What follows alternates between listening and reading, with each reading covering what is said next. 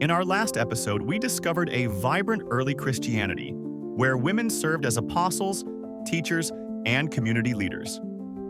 So how did this egalitarian beginning transform into centuries of systematic exclusion? The answer isn't simple. It's a story of cultural collision, institutional evolution, and the slow creep of hierarchical control.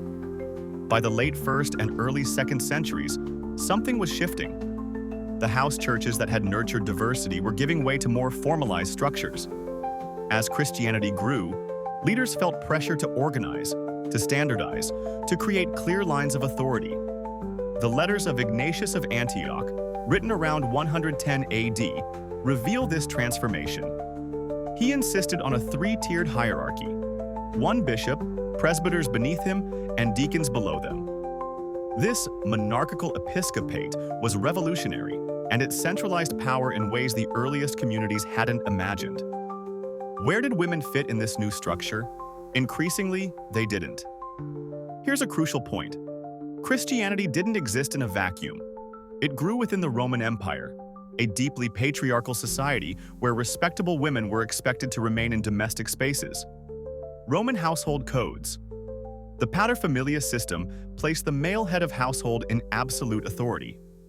As Christianity sought respectability and tried to avoid persecution, church leaders began adopting these cultural norms. The pastoral epistles, 1 Timothy, 2 Timothy, and Titus reflect this accommodation. Whether written by Paul or later authors in his name, these letters impose household management structures onto church governance. "I do not permit a woman to teach or to assume authority over a man," declares 1 Timothy 2:12, a text that contradicts Paul's earlier acknowledgement of women prophets and teachers in 1 Corinthians 11. This is where things get fascinating. The same Paul who commended Junia the apostle and Phoebe the deacon is quoted restricting women's speech in 1 Corinthians 14:34. Women should remain silent in the churches. Many scholars now believe this passage is a later insertion. It disrupts the flow of Paul's argument and contradicts what he'd just written about women prophesying. But whether authentic or not, this text became ammunition.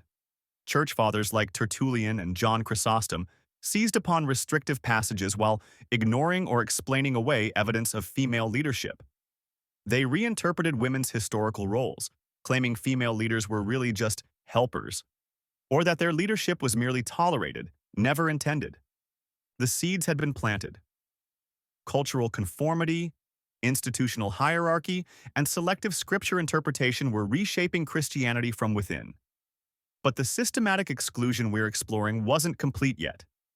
In our next episode, The Great Diminishment, we'll see how councils, decrees, and deliberate historical revision worked to erase women from the record entirely. The silencing was about to become official. Subscribe to follow along and be sure to check out the references below.